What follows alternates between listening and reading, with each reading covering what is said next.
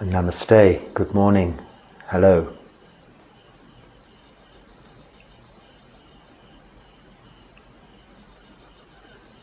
I was hoping a cockerel would cockle-doodle-doo at that point. It has been. It's very nice to hear in the morning. Not quite rural India, we're on the suburbs of the city, but seemingly so, quite rural, fields all around me, and with the exception of the overhead electric pylons, you could be in the middle of nowhere. It's a small village. On to your comments and questions, because after all this is what this channel is about. Talking about the questions you have with regards to meditation, maybe with regards to Buddhism and your practice in general. What we are all trying to do is see happiness. I say not find, because it isn't something we should be seeking, looking for, but unveiling. It is there. Happiness is within us all, as is, in fact, true awakening, enlightenment. We are born simple beings with little needs, and through our growing years acquire tastes and wants in addition to our basic needs. And those veneers, those layers on top of those basic requirements become a chore, a task, often our work, maintaining those wants, those desires, eventually thirsts and cravings. But through this practice we can see that clearly, that originally we were content without or with little. And this is true happiness, contentment. As discontentment gives us this apparent emotion of sadness, so contentment has the emotion of happiness, joy. But this can be very short-lived, very temporary. If we find that contentment in material things or in sensual pleasures, which are very short-lived and usually require a little more each time to get the same feeling of satisfaction, which is not satisfaction. These are insatiable desires we're continually trying to appease. And as we discover through our lives, this is not possible. It just leads to more discontentment, frustration, and unhappiness.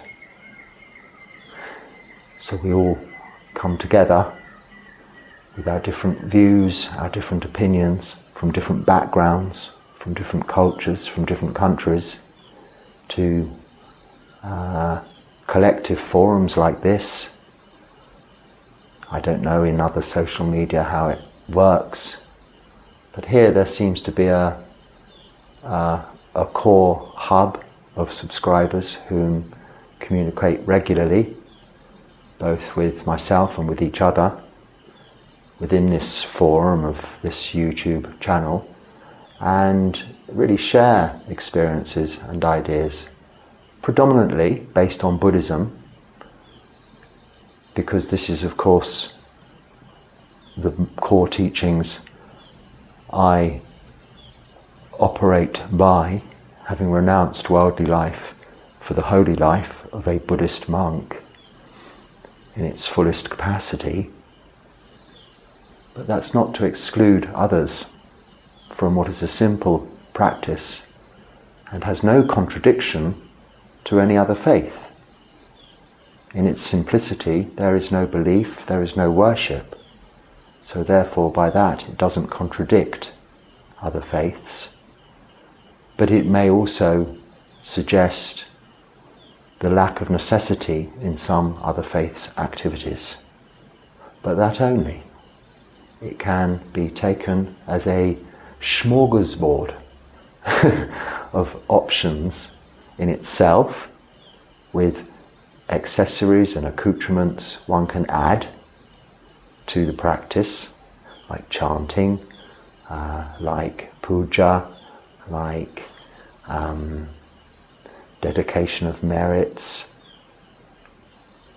things that are all very worthwhile, wholesome activities, useful activities to bring about calmness, peace, contentment, and ultimately happiness. But the core teachings of the Buddha, there is suffering, cause of suffering, an end of suffering, and the path leading to the end of suffering, suits each and every one of us. Because from whatever background we come, however broad or however narrow our understanding of life is, we know there is suffering. This is no great proclamation. It is just the simple truth. Which is why we call this the Four Noble Truths, the truth of suffering. And the wonderful news is, I think the gospel means good news in the Christian world. Well, the gospel of the Buddha, the good news is that there is an end to suffering. So we take this as our gospel truth. You've heard that expression in the West? There is an end of suffering. That, to some extent, requires a little faith. Saddha is the Pali word, faith. But not faith in the sense of belief, prayer and worship faith, devotional faith, that we might be used to from our Western backgrounds, but faith more in the idea of confidence. Confidence that there is an end of suffering, with the commitment to seeing that end of suffering. So unveiling, uncovering that true happiness that already lies within us. One comment before if I get to those in a minute, was, actually I'm going to check the time, was, actually it was a comment with regards to the statement, there are those beings with little dust in their eyes. And the comment was, when this was said, did it mean this, did it mean that, did it mean this, did it mean that? Quite a long, convoluted statement of possible meanings, as can often happen with some of the simplest teachings. With commentaries, so literally a commentary, a discussion, a narration of what is already there. A commentary for a, say, football match or an ice hockey match or a netball match or a motor racing event is a lot of words, blah, blah, blah, blah, blah. Because the commentator is describing what is happening, as if actually the person that is listening cannot see what is happening in front of them. This is a commentator. This is a commentary. And in Buddhism, and I think probably in other religions, faiths, we have commentaries on the subject of Buddhism or on the subject of Christianity or Islamic faiths or Judaism, something of this nature. Commentaries which are describing there what is for the person listening, reading, maybe what they cannot see. But to some extent I view these as a little superfluous in that we can see. If we read the suttas, the teachings of the Buddha, they are the word of the Buddha. As it was said, as it was repeated for hundreds of years until it was written down, in a very repetitive form to aid memory, in stanzas, poetically, and remained intact and has remained the same for millennia, 2,567 years subsequently. These are the words of the Buddha. They require no additional commentary, in my opinion. Maybe explanation. Where there is translation, there is always difference of opinion. So we have different translators and different translations. And we can pick and choose to some extent. But again, one is adding on layers, veneers, veils of additional potential misunderstanding when you add to something, when you add to a pure ingredients something else. Now this pure ingredients we are being taught from the Buddha, his own words, is simply there is suffering. There is an end of suffering. And to understand the end of suffering, we just need to know its cause. So, the Four Noble Truths, there is suffering, the cause of suffering, and the end of suffering. This cause can be understood and realized by following the fourth of the Noble Truths, the Noble Eightfold Path, in our day-to-day activities, in our lives, in our practice of Sila, Samadhi, Panya, right view, right intention, right speech, right action, right livelihood, right mindfulness, the right effort, right mindfulness, and right meditation. And in this statement, the subscriber was describing, was saying, blah, blah, blah, blah, blah, is that right? Well, actually, no, it's quite simple. In this statement, it wasn't the Buddha, it was Brahma Sahampati, whom after the Buddha's enlightenment, supposedly, was requesting the Buddha then teaches the Dharma to all beings, in order that we can all similarly be enlightened, awakened, see this truth within ourselves, unveil what is there, wipe away the dust, clearing the surface. So Sahampati, Brahma Sahampati, this mythical god or real person, it doesn't matter. It's a story to illustrate a point. Again, one could have thousands of commentaries on this very subject. It's pointless. Just take this story, this analogy, as a way of illustrating a point. A man becomes enlightened, and he's thinking, I don't think people will really understand this. I'll keep it to myself. I'll go off to a cave and meditate until I die and enjoy what I've discovered. Someone comes along and says, no, you should share this because you've developed such compassion, loving kindness, metta, compassion, karuna, and this joy for others, mudita. You've developed this equanimity, upekkha. You've got these four Brahma Viharas, these godly qualities within you. You surely have the compassion to share what you've discovered with all beings. And of course the Buddha did.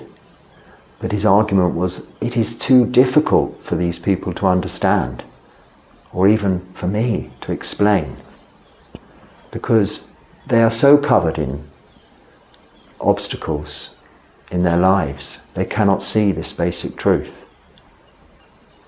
And this provoked Sahampati's statement, well, there are those beings with little dust in their eyes, meaning, quite simply, they could see clearly, if only pointed in the right direction. And that is us, that is you, that is me. We may not be enlightened, but we have just a little dust in our eyes. So things clouding, becoming obstacles in the way of enlightenment. But as one person replying to that comment said, maybe just a little jokingly, said, just wipe it away. LOL or something like that, or a smiley face. That's not as daft as it sounds, actually. That's quite profound. Indeed, we can just wipe it away. As we can wipe away the surface of dust, revealing a clean surface, we can wipe away all of those defilements we call in Pali kilesas, the roots of which are greed, hatred and delusion, which can be further reduced and made more simple and understood as desire and ignorance. Because it is desire that continues to fuel that fire. But you can remember that. Fire, desire, desire, fire. It rhymes.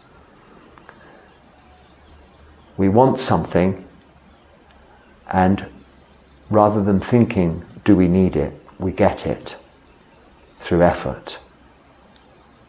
And it fuels that fire of desire, so we want more. This is the cycle of addiction. Now, I won't go into it now, but if you read the 12 points of dependent origination, or you can see I've made a video about the 12 links of dependent origination, this is the cycle of addiction. This is exactly how it works. In terms of actual substance addiction, or addiction to things, or ways of behaving, behavior patterns,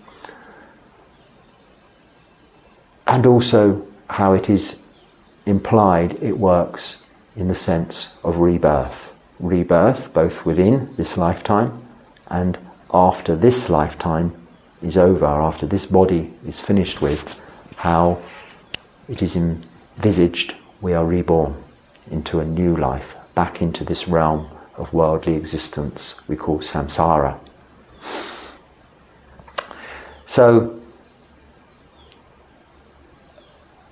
the point of there being beings with little dust in their eyes was just illustrating, maybe figuratively speaking, maybe this was just an idea, a thought the Buddha was having, was that there are sufficient people, and of course this was correct, this assumption, this knowledge was true, also the truth, because subsequently later, 2,566, 7 years later, there have been many enlightened beings, arahants, other Buddhas, not Buddhas as in Sama Sambuddha.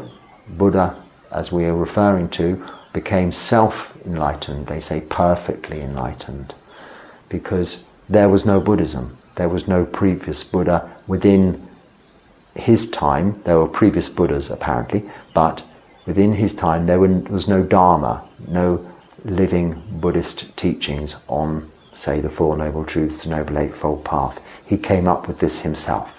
He became perfectly enlightened, they say, which means he was enlightened in the absence of a Buddha. So subsequent Buddhas within the Buddha Sasana, this Buddhist realm, this time whilst the Buddha's teachings, the Dharma, are still available and in existence, are not perfectly enlightened Buddhas. They are, or arahants even are, the arahants are enlightened, but if you became a Buddha, you would become, say, a Pacceka Buddha. And these Pacceka Buddhas are people who are fully enlightened that disappear and you never hear of or never do speak.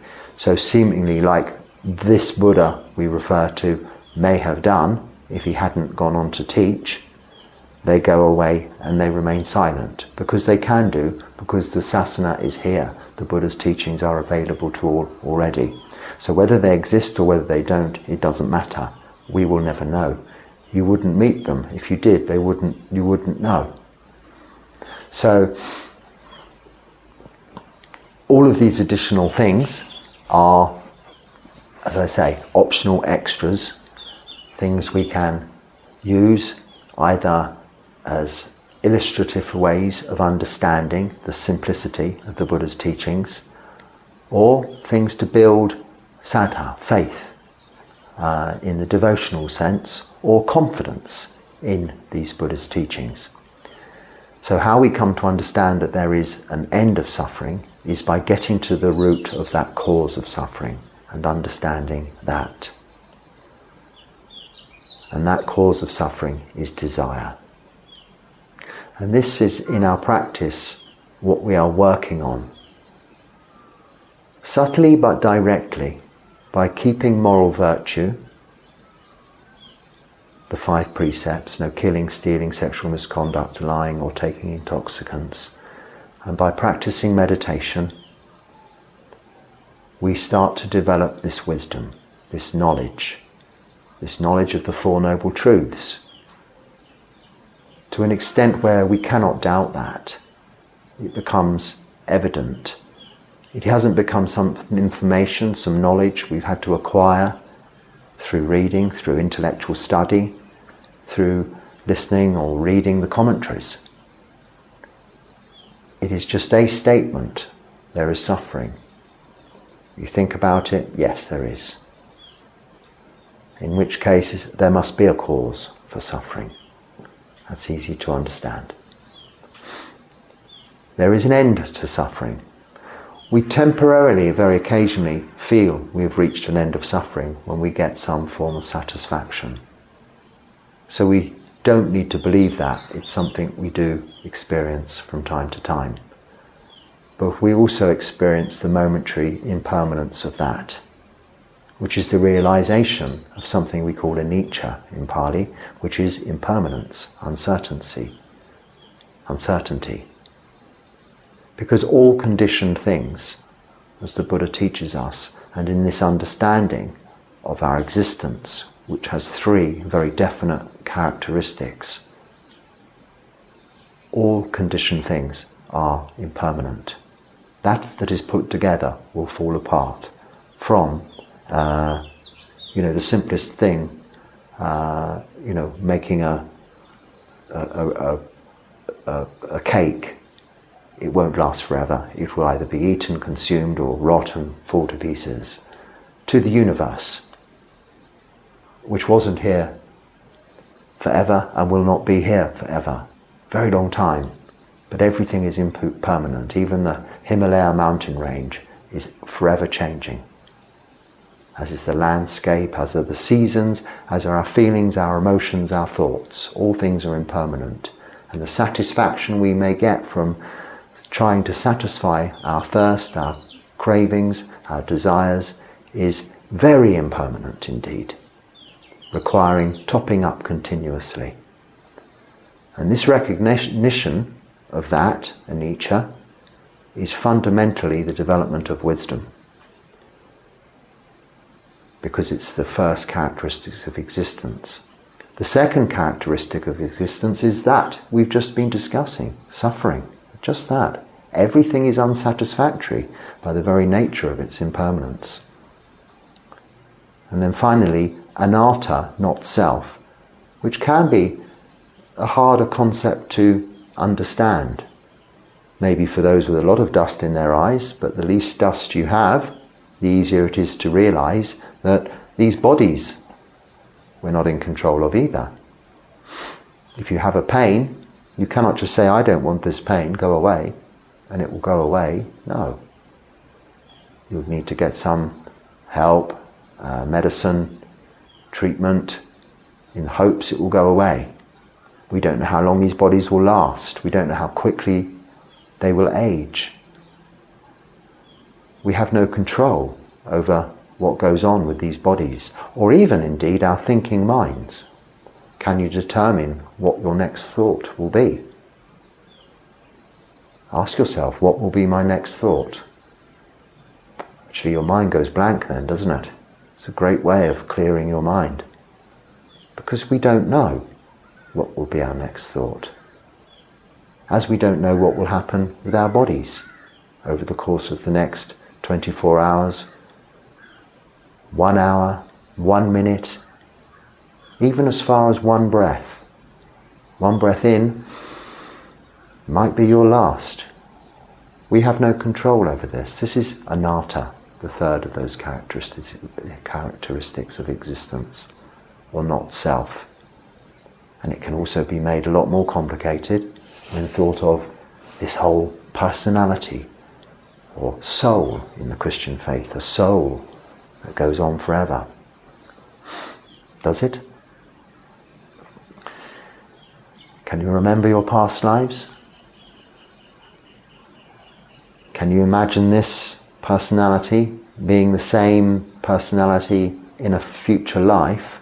Well, try and imagine the personality you had as a child or a teenager and compare it to the personality you have now as an adult. Now, there are some underlying similarities, but as a rebel teenager, let's say, going to the discos and the parties and dating and doing all the things you got up to as a teenager, if you are now a responsible middle-aged parent, are you anything alike? Would your children now recognize you, that teenager, if they met you at the disco at their age, as their mother or their father? Possibly not. Entirely different personality. But what are we saying? This is the same soul? Well, yes, in a way. It is the same presence, the same being. But personality-wise, what we recognize as ourselves is just as a result of our causes and conditions that surround us, that we put in place ourselves, largely intentionally and some unintentionally. But this is what creates what we appear to be, not only to others, but to ourselves. And we call this sense of self. And anatta means not self. Not no self, because there is something there, existence. But it's not yours. It's outside of your control. What is within your control is your behavior of acts of body, speech and mind, which we control through that Noble Eightfold Path, by keeping moral virtue, sila, by meditation, samadhi, and by developing this wisdom, panya. So, that's just dealt really with one very little comment that I had. And what was I going to say? That led on to something else, I think.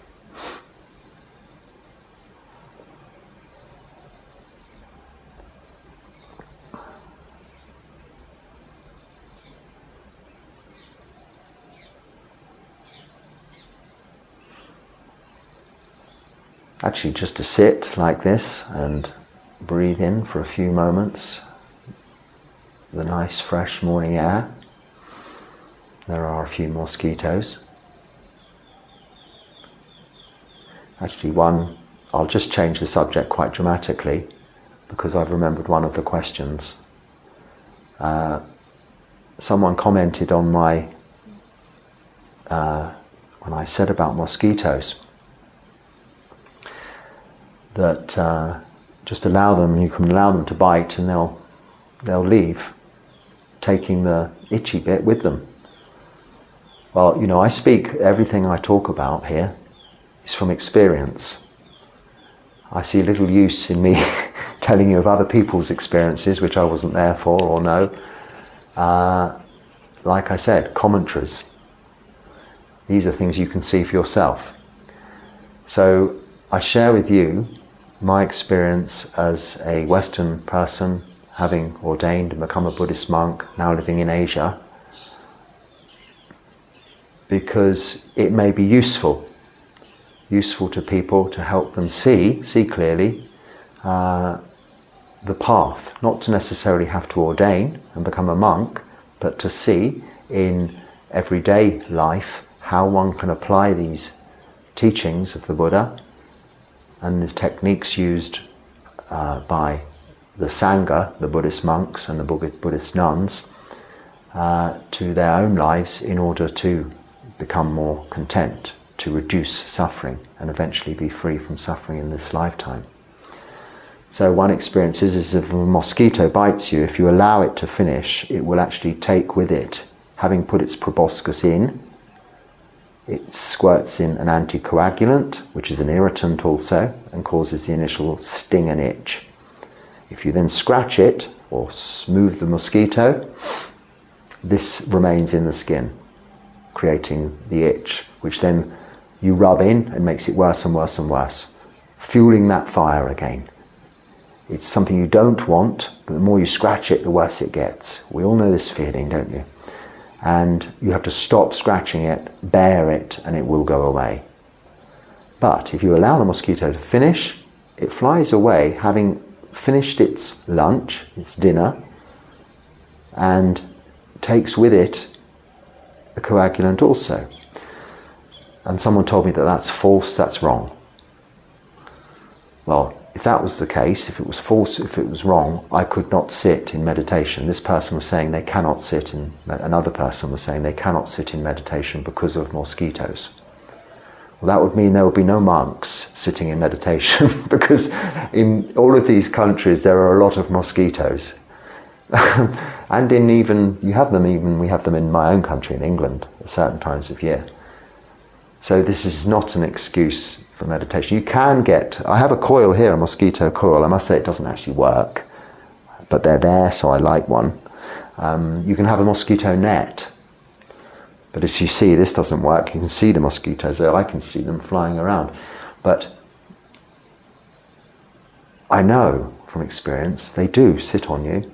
They do go away. They take this thing. Now, the way I can really easily illustrate this is this person said this: the more you allow them to take, the more saliva they squirt in. Well, they don't have any saliva. That saliva is for digesting food. They put in an anticoagulant to stop the blood clotting, as it naturally does, to come out of the hole. But if you think of one of these little paper or cardboard cartons of drink, juice, something like that, with a straw you put in, think of a mosquito like that. When you drink this drink out of there, when you've finished the drink, you take the straw out, there's nothing left, is there, in the box? It's empty, unless you've just left some, but usually it's empty, it's gone. Well, it's the same. You don't spit your saliva into the box and then suck a bit up and then spit more back in. It doesn't work like that.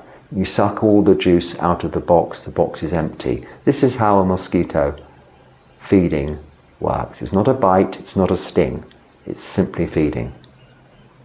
So we'll have no more excuses about you cannot meditate because of mosquitoes. Especially when it's from people in the West who perhaps can sit in a house and shut the doors and windows or have a fan. A fan is a very good thing, I have a fan here. Mosquitoes need still air, so the fan, they won't bother you. But I've never used a mosquito net. I'm not keen on tents or mosquito nets. I think it's it's extra stuff to carry around, which I don't really want to bother with. So I really went off the subject there, but I think I finished talking about what I was talking about, and I went on to mosquitoes. And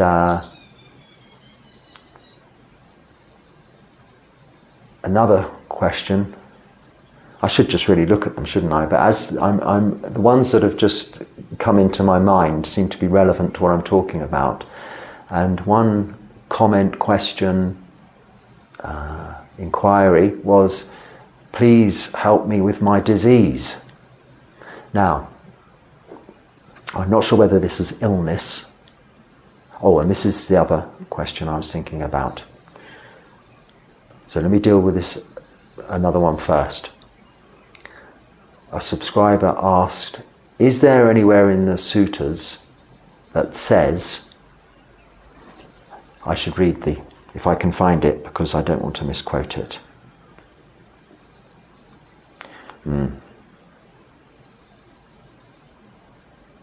Oh, someone's telling me there's Mountain Dew available in Sri Lanka. Mountain Dew is I wouldn't recommend people ordinarily drink it. It's a caffeinated, very sugary drink. Fizzy, cold drink, but if you can get it cold. which is hard here. I quite like it. In Thailand, us monks were allowed at a certain time of day a cold fizzy drink. So as one of our other allowables, or one of the allowables we can have as a tonic to keep us going, because we only eat once a day in the afternoon, is some sugar, basically unrefined sugar or something like that is usually the thing, jaggery here. But see these mosquitoes? Sugar does give you a little bit of energy and helps you keep going without really eating. But you have it in a drink. You can't just eat. If it's unrefined sugar, I think you can suck jaggery. We shouldn't chew. But you wouldn't want to put a spoonful of white refined sugar in your mouth. They say that's not allowed. I don't think it's specifically not allowed. It's just not. It wouldn't work, would it? It'll be all not very good. So we have a sweet drink to give us some energy. And someone was saying that you can get it in Sri Lanka, and they've kindly sent some dana for that. So I'm very anumodana, sadhu, sadhu, sadhu. I'm very grateful for that, because it does help me. It's a nice cooling drink, it's refreshing, gives me a little bit of caffeine. It's not an intoxicant, it's a stimulant to give you some energy and keep you awake. Well, the sugar gives you the energy, and the caffeine is no more than a little stimulant like a cup of coffee. So that's a good bit of news. But someone said, oh, but it has 11 spoonfuls of sugar in one serving. Yes. We can eat 11 spoonfuls of sugar if we want. We're monks. We don't eat anything else all day. And we have quite an active life.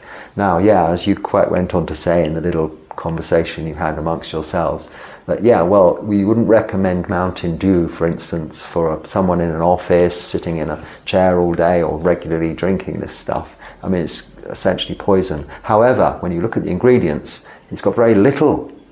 There's no aspartame, there's no, what's that other stuff? Artificial sweeteners. There's none of that saccharin, none of this stuff in there. Maybe some E numbers colourings, that's all.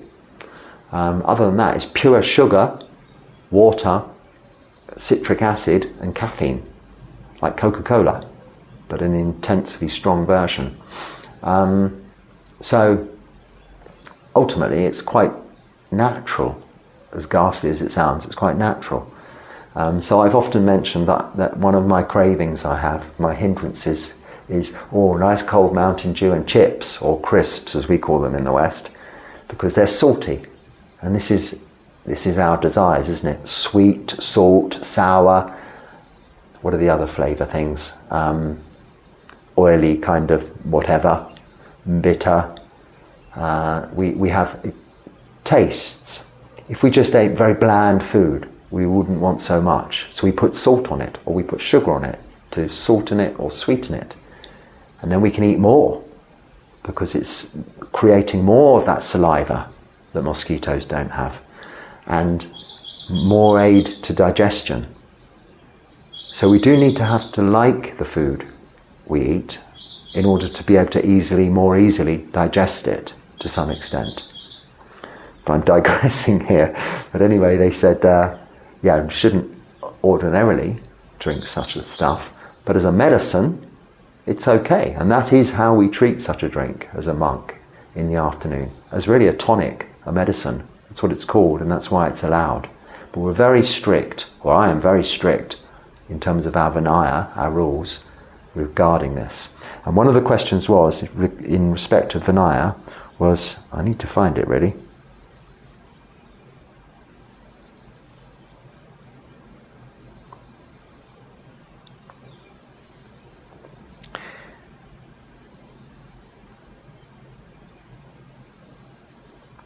So it's more recent than I thought. Here we go.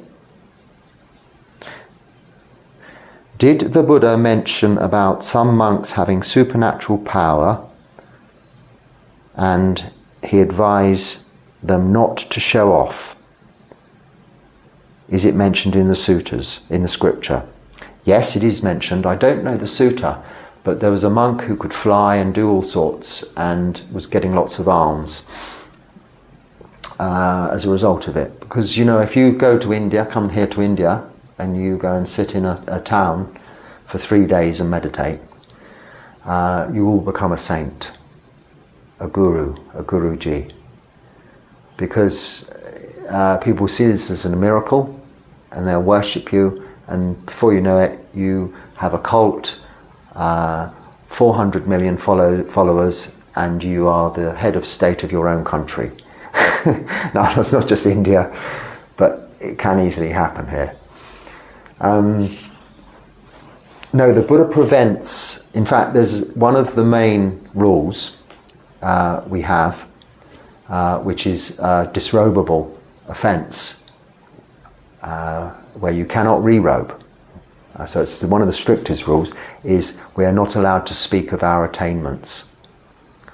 So if we reach arahantship, we can't go around saying, hey, I'm an arahant, or even sotapanna, or even first jhana. We can only discuss that with fellow monks, our peers.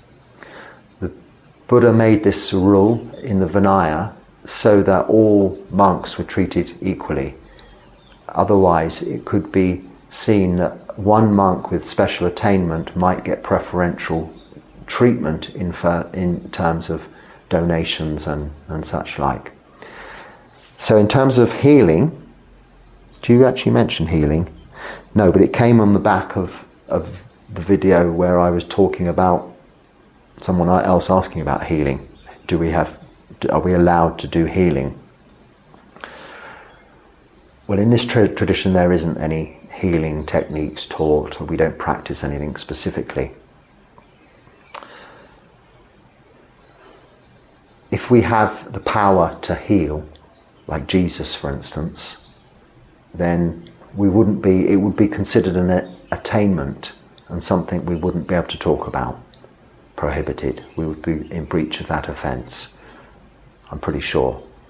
Because again, it's just the same as flying. You're proclaiming that you can do miracles. And we are as monks not allowed to do that. So yes, in answer to your question, there is a scripture about that. And I'm not sure which one it is, a sutta about that, I'm not sure which one it is. But then in addition to that, we're not allowed to speak of our attainments. And then in answer to this question, someone asked, can I help cure or help them with their disease? Now, if it's a disease like an illness, cancer or TB or malaria, then I can't help with that. I'm not a doctor. I'm not a medical doctor. And I cannot cure any illnesses. However, the Buddha's teachings are there to cure all dis-ease, to enable us to become free from suffering, as in dis-ease. We are at ease or we are not at ease. This is where the word disease comes from. It's dis, so not, ease, not at ease, dis-ease. So if you're just referring cleverly to your dis-ease, your dissatisfaction with life, then personally I cannot cure that, but the Buddha teaches you how to cure that yourself. As the Buddha also teaches you that the mind is the forerunner of all things, and if you can really settle the mind, curing this dis-ease in the mind, you will also be able to, and will, probably cure many physical ailments also of disease of a medical nature. Because if we have a good, content, settled mind, the body also settles and becomes at ease. So in that sense, not personally, but the teachings of the Buddha, which I can help you with, will help to cure your disease, if it's that, and even possibly disease, if it's that. So, this is a couple of the comments that I have covered, although I didn't quite go through questions and answers today. And there are always a few more coming in.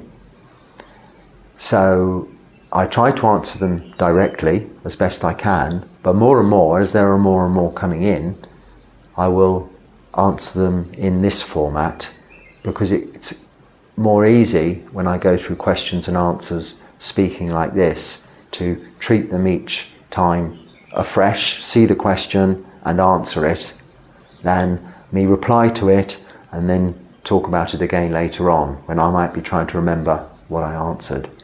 So I think they'll become a little bit more routine for me and for you to listen to that way round, and more effectively treated if I do it that way. With regards to the long questions, some people send some very long questions in the comments. If you would like to send an email, I will answer those questions to you directly, and the email address is there on this page.